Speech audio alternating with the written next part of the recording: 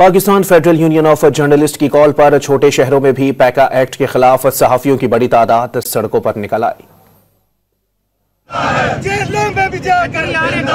फैसलाबाद में पैका एक्ट के खिलाफ सहाफती बरादरी ने एहतिजाजी रैली निकाली। सहाफियों की बड़ी तादाद ने पैका एक्ट नामंजूर के नारे बुलंद किए। रैली में शरीक सहाफी ने अलामती तौर पर हाथों को जंजीर में जकड़ रखा था।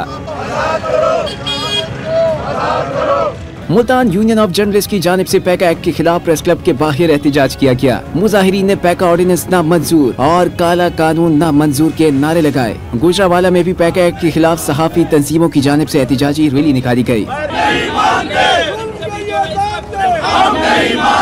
जंग में पैका एक्ट के खिलाफ सहाफियों ने प्रेस क्लब के बाहर एहतिजाज करते हुए मुतालबे के हक में नारे लगाए।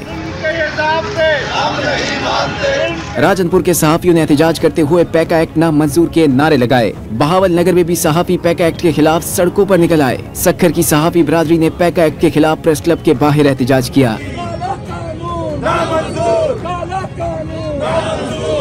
नवाबशाह के सहाफियों ने प्रेस क्लब के बाहर एहतिजाज करते हुए पैका एक्ट नामंजूर के नारे बुलंद किए।